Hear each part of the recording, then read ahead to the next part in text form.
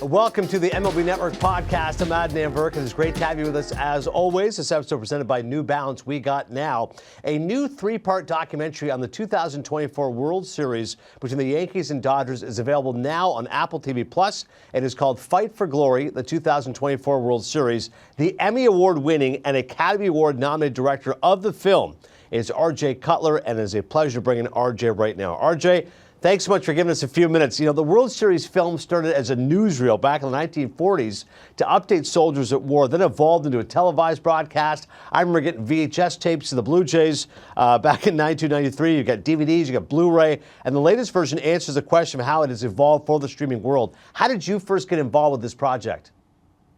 Well, I got a call from my friends at Imagine Documentaries. We had worked together before, Ron Howard and Brian Grazer, Sarah Bernstein, and the good folks over there reached out to me because they knew my passion for baseball and baseball storytelling, and they had made a deal with Major League Baseball to kind of, push the World Series film into its next incarnation, and we approached it like we were making a movie, and it was a thrilling experience. I was going to say, Ron Howard and Brian Grazer, no stranger, not making sports films, of course. I remember Cinderella Man, such a great film there from Ron Howard. You know, fans Friday always... Night Lights is theirs too. Yeah, one of the greats. Yeah, you know, fans always want more access to their favorite stars, and I feel like, RJ, it's a challenge, for every generation. I don't know if it's harder now than it was back in, let's say, the 1940s, trying to talk to Joe DiMaggio, but how did you try to achieve that in the film, getting really up close to the likes of Mookie Betts, Shohei Ohtani, Aaron Judge, et cetera?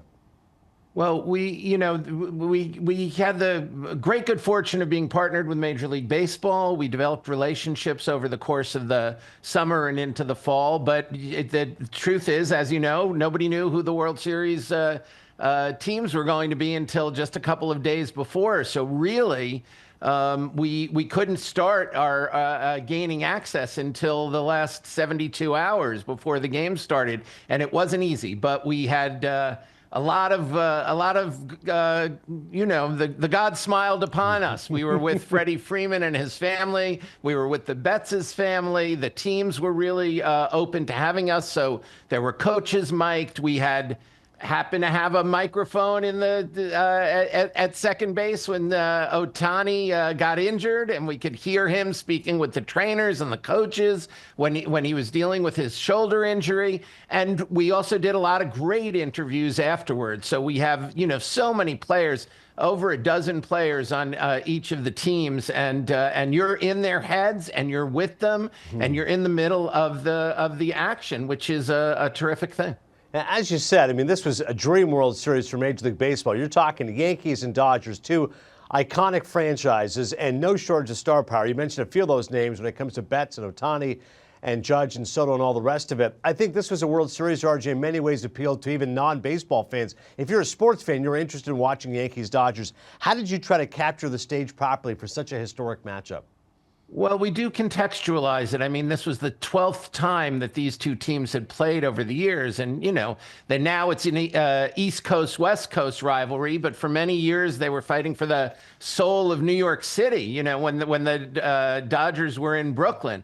And they played over many, many years. And so we do contextualize it. But they haven't played since 1981. So you're talking about multiple generations of fans who had never seen the Yankees and the Dodgers play. And this series really lived up to the hype. These games, although it was a 4-1 series, the Yankees, with a couple of swings of the bat, could easily have won the series 4-1. But the Dodgers pulled it off. And the Yankees, they had some... their fielding issues, the sloppy play in the field really came back to haunt them, and some great decisions by Doc Roberts made the way he used his bullpen made the difference. And of course, Freddie Freeman, man, that guy had quite a series.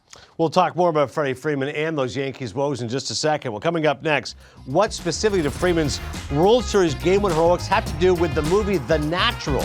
We'll fill you in. We return with more from our director, R.J. Cutler, special guest here on MLB Network Podcast.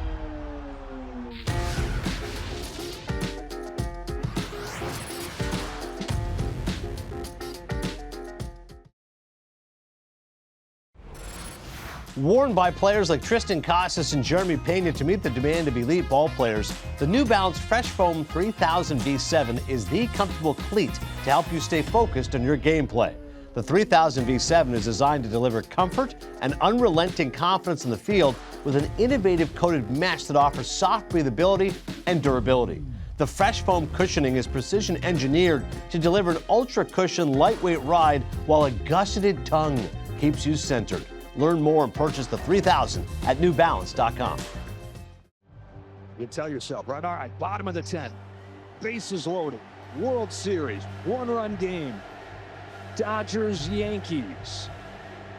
Reality for Freddie Freeman right here.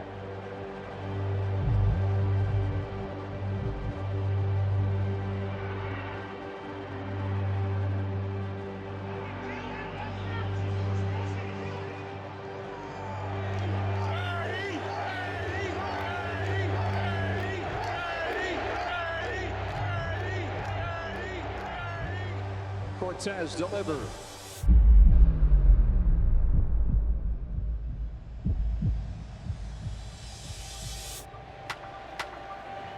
Freeman hits the ball to right field. She is gone!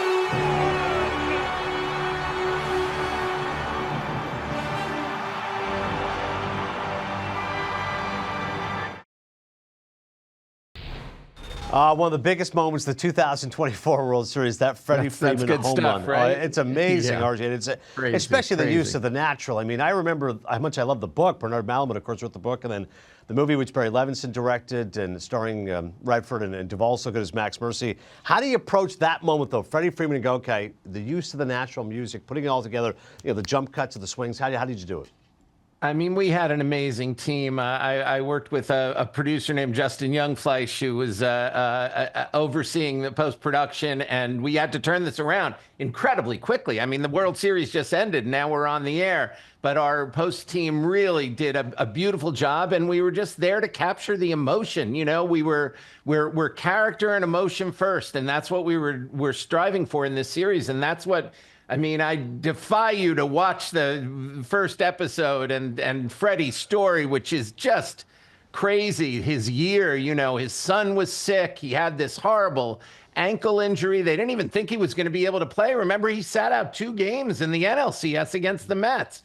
He was hobbling, and somehow he came up in the great tradition of Kirk Gibson. He limped his way to the plate in the bottom of the 10th inning with the bases loaded. They walked Mookie to get to him, and what did he do on the first pitch? And you hear. You're inside his head. You hear his strategy, the way that he used Ohtani's iPad to prepare for the at-bat. We're with him at every moment, and you really feel it. And then, of course, there's the story of his dad, which also plays a big part in this. And as I say, I defy you to watch it and not get the feels. It is just a terrific moment for anybody who loves baseball, sports, a great story, and a great yarn.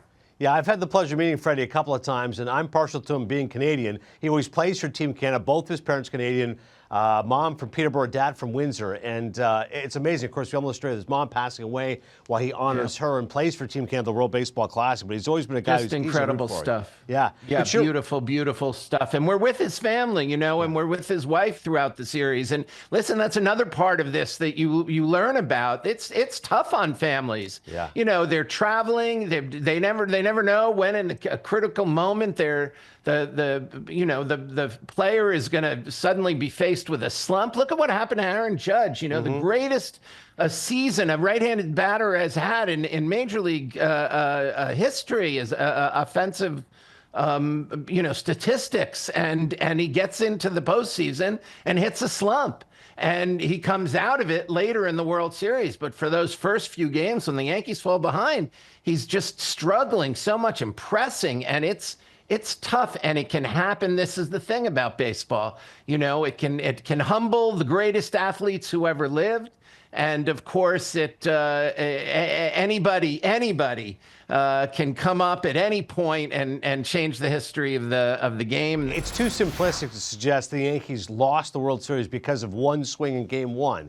And yet, that was a huge momentum swing. If the Yankees win that game on the road, who knows how they feel about Game 2, getting a split, potentially going back to New York.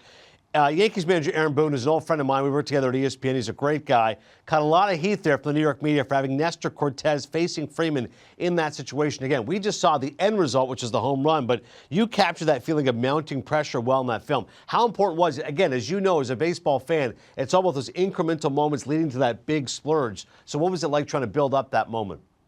Well, you see a lot in the game, in all of the games, how close the Yankees came, and certainly Cortez. Look, Cortez was brought in to get Ohtani out, and he did get him out, and he got him out. I think it was the first pitch, and it was an amazing play that got him out. But he succeeded in that way, so it's tough to say that Aaron Boone made that mistake, and of course he didn't succeed when in pitching to Freddie. And so it's tough, but we get into that. And you also were with Boone the next day.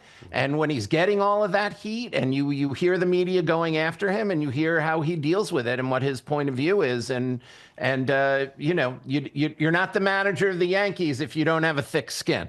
And Aaron Boone, you know, as I say, man, those guys came so close every game. Pretty much every game. Not the game they won. The game they won was a blowout. But the 3 of the 4 games that the Dodgers won, the Yankees were within one swing of everything turning around. Thankfully for Aaron Boone, did get rewarded with a new contract extension from Brian Cashman. So good news is the Yankees realize his value. But you're right. You got to face the heat, and there's nothing like doing it in the cauldron of New York City, especially during the World Series. Coming up, a true Hollywood ending. We look back at the Dodgers' epic comeback in the top of the 5th inning from Game 5 of the World Series. That's next.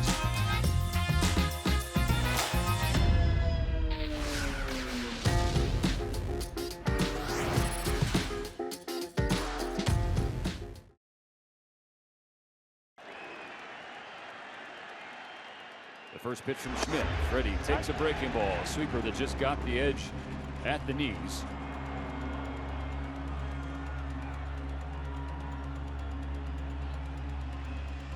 Schmidt to Freeman. Freddie swings and belts the ball right field, hooking toward the corner. He's found the seats again. Hello, short porch, and hello, Freddie Freeman. When he hit that homer, everybody was looking around at each other like, this is absolutely ridiculous at this point. They haven't had a World Series game in a long time in New York, so they were all excited. Quieted it real fast. My old college coach, Gary Adams, used to say, listen to the silence. So it was good because we were listening and we heard silence. Feels like a scene of The Graduate. I hear silence, right? The sound of silence. Simon and Garfunkel. It's amazing. RJ, the thrill of victory, the agony of defeat, that Game 5. The Yankees are up 5-0, and you get this now infamous top of the 5th inning. Errors and misplays and poor decisions, whether it's Aaron Judge or Volpe or Garrett Cole not covering first base, as it's unraveling. You know, again, as a director, you're approaching this as a real house of horrors. How did you able to build that drama? Well, the story told itself. I mean, we always say you can't make this stuff up. I mean, it's almost too good to believe. The sleeping giant has awakened. You know, Aaron Judge hits a home run in the first inning. He's followed by Jazz Chisholm's home run. The Yankees are dominating. They dominated the game before. You can feel in the air. We're going back to Los Angeles. There's going to be a game 6. If there's a game 6, look, in any game 6, one of the teams is up 3-2. So that's okay. The Yankees could have handled that, gone back to LA, won game 6. Now it's game 7. Game 7, anybody can win. Oh my God, the Yankees are going to pull it off. And that's what everybody felt. Everybody at Yankee Stadium felt that way. The place was going crazy. And then Aaron Judge drops the ball. He drops the soft liner. He takes his eyes off the ball for just a minute. He's trying to see if he's got a double play, catch the guy off first base. And the ball drops it, as somebody says, one of the announcers says, he clanks it. And even though that's just one out, just one error, suddenly the temperature changes. And it's almost like you can feel the gods, deciding, well, we gave the Yankees a chance, but now they've opened the door for the Dodgers. And the Dodgers come back. You don't make a mistake like that and then follow it with the other mistakes. The play at third, the short arm throw at third. Garrett Cole not covering first base. Garrett Cole, yeah, I mean, that's crazy, and there's lots of explanations for why it happened, but there's no explanation for why it happened. It was just, and people couldn't believe their eyes. And then Freddie comes up, and boom, really turns that around, and suddenly it goes from a 5-0 no-hitter to a 5-5 game, and you knew the Dodgers were going to find a way to win that game, and you felt it in the air. Now the rest of the game is incredibly dramatic too, and we're there with when you watch the series, you'll be there every pitch, and the Yankees came close again, but that fifth inning really turned everything around. An exultation for the Dodgers, and I think exercising some demons in some ways, because they may have won that World Series, RJ, in 2020, but there's naysayers who say, wow, that was the COVID year, wasn't true. This was their first true World Series over a regular season since 1988. And for the Yankees, hey, great to be back in the World Series, but still without a World Series since 2009. How did you approach that juxtaposition of the Dodgers, again, a signature franchise, capturing a World Series, whereas the Yankees coming up short? Well, that's really the story of the series. These two titans of teams with these two titans of rosters. It wasn't just a Judge and Ohtani. This is a team. Both teams are full of superstars. Both teams are franchises that have this incredible history, and both teams are teams that, to some degree, have underperformed in the postseason in recent years. And the Yankees have struggled even to get to the postseason, while the Dodgers have gotten there and with incredible regular season statistics. So, but haven't succeeded. This year, the Dodgers did succeed. The Yankees, now we have to ask, will this Yankee team, with all the injuries that they've sustained and the changes to the team and losing Soto, will the Yankees when will they get back to the World Series again? That's going to be a question. We'll see. That's why they play the games. But the drama inherent in the historical nature of these two teams meeting at this moment is a big part of what our series is all about. I mean, I lived through it, and I cannot wait to watch a documentary. I can tell the passion and zeal with what you're describing it. RJ, ultimately, what will people's biggest takeaway be from watching your film? It's, this is a love letter to the sport, and it shows, as we've said, that baseball is so much like life. It's a metaphor for life, but so many of life's ups and downs, twists and turns, play out. You can think you're down at the bottom, but you can find a way to get back. If the gods smile upon you and you make a good decision, your hard work pays off, and you can also think you're on top and then suddenly be humbled in a way that you never thought possible or is hard to imagine. The fans are a big part of it. These two incredible franchises, the cities that they represent, and all the different things that those cities mean. But as I say, it is really most of all a great love letter to the sport and a cinematic and emotional, dramatic, character-driven treatment. So we're just, incredibly honored and proud to have had the chance to make it. It's funny, you're describing the roller coaster of the season. It makes me think of the fact that they always play Sinatra's New York, New York when the Yankees win. Riding high in April, shot down in May. We know how that goes. We'll be right back to wrap things up with Director R.J. Cutler, the MLB Network Podcast, presented by New Balance.